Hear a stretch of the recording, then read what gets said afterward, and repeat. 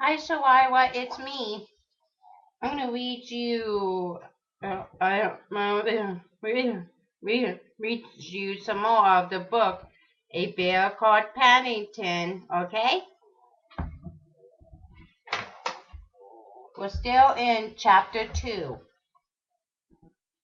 She looks very nice, said Judy, and very wise. Means that Paddington has a sad, far away look in his eyes. She added hastily, "Well, I'm going to leave you now so that you can have your bath and come down nice and clean. You will find 2 taps, one marked hot and one marked cold.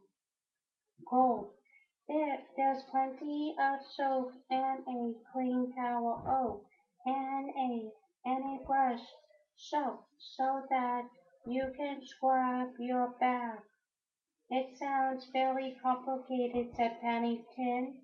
"Can't I just sit in a puddle or something?" Judy laughed. Somehow I don't think Miss Bud would approve of that.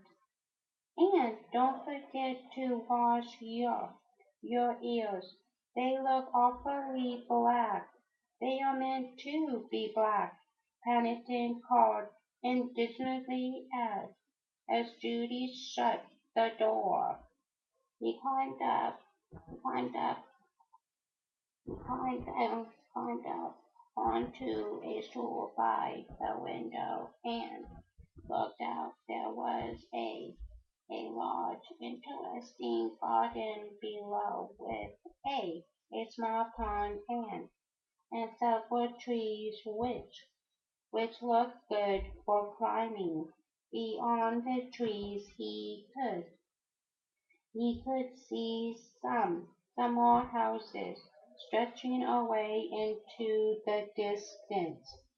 He decided it must be wonderful living in a house like this all the time. He stayed where he was, thinking about it until the window became steamed up and he couldn't see out anymore. Then he tried writing his name on the cloudy part with his paws. He, be- he began to wish it wasn't quite so long as he soon ran out of cloud, and it was rather difficult to spell. All the same, he climbed on to the dressing table and looked at himself in the mirror. It's a very important name. I don't expect there are many bears in the world called Paddington. If he'd only known Judy was saying exactly the same thing to Mr. Brown at that very moment. The Browns were holding a council of war in the dining room, and Mr. Brown Mr. Brown was fighting a losing battle. It had been Judy's idea in the first place to keep Paddington. In this, she not only had Jonathan on her side, but also her mother. Jonathan had yet to meet Paddington, but the idea of having a bear in the family appealed to him. It sounded very important. After all, Henry argued, Miss Brown, you can't turn him out now. It wouldn't be right. Mr. Brown sighed. He knew when he was beaten. It wasn't that he didn't like the idea of keeping Paddington. Secretly, he was just as keen as anyone.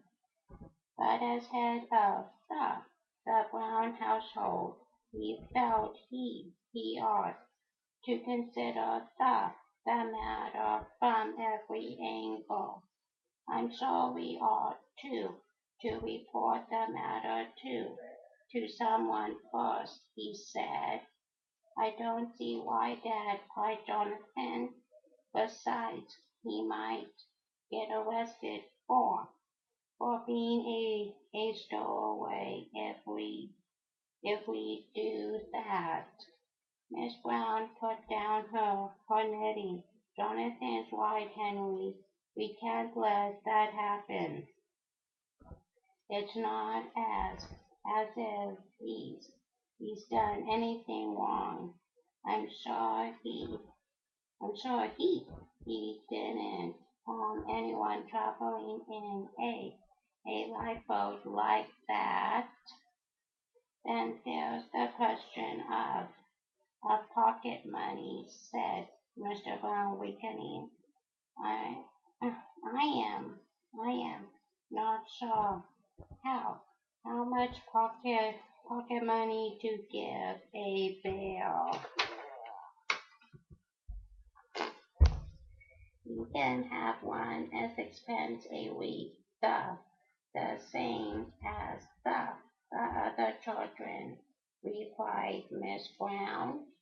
Mr. Brown lit his pipe carefully before replying.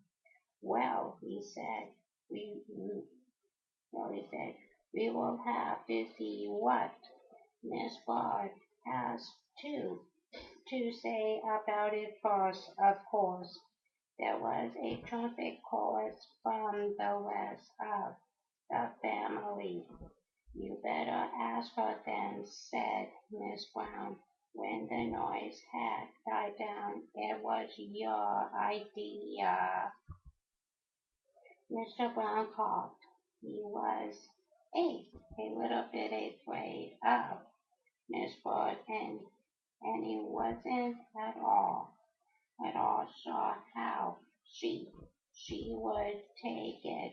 He was about to, su- to suggest they left it for a little while when the door opened and Miss Ford herself came in with the tea things. She paused for a moment and looked around at the sea of expectant faces. I suppose, she said, you want to tell me you have decided to keep that young Pennington. May we, Miss Ford? Pleaded Judy, please. I'm sure he will be very good. Huh. Miss Ford put the tray down on the table. That remains to be seen. Different people have different ideas about being good. All the same. She hesitated at the door. He looks the sort of a bear that means well. Then you don't mind Miss Ford? Mr. Brown asked her. Miss Ford thought for a moment. No, no, I don't mind at all. I have always had a soft spot for bears myself. It will be nice to have one about the house. Well, gasped Miss Brown as the door closed. closed. Well kept, Miss Brown, as the door closed. Whoever would have thought it? I expect it was because he raised his hat, said Judy. It made a good impression. Miss Ford likes polite people. Miss Brown picked up her knitting again. I suppose someone ought to write and tell his Aunt Lucy. I'm sure she'd like to know he's safe. She turned to Judy. Perhaps it would be a nice thought if you and Jonathan wrote. By the way, said Mr. Brown, come to think of it, where is Paddington? He's not he's not still up in his room, is he? Judy looked up from the writing desk where she was searching for some for some notepaper. Oh, he's all right. He's just having a bath. A bath? Miss Brown, Miss Brown's face took on a worried expression.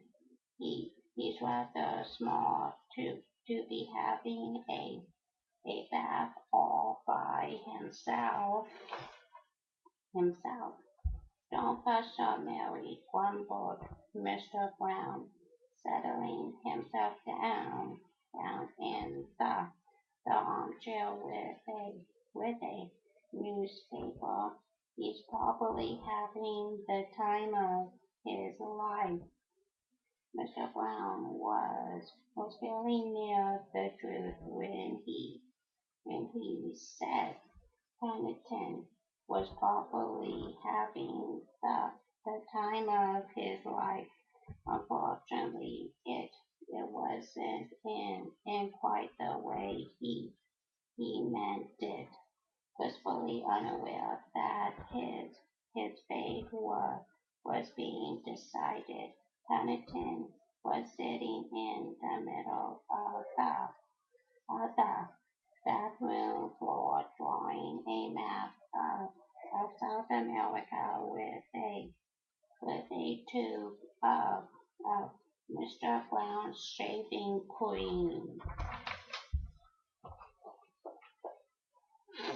Okay, that's it. That's it for now. So I'll read you some more next time. Okay? Bye bye for now. Lots of love and kisses.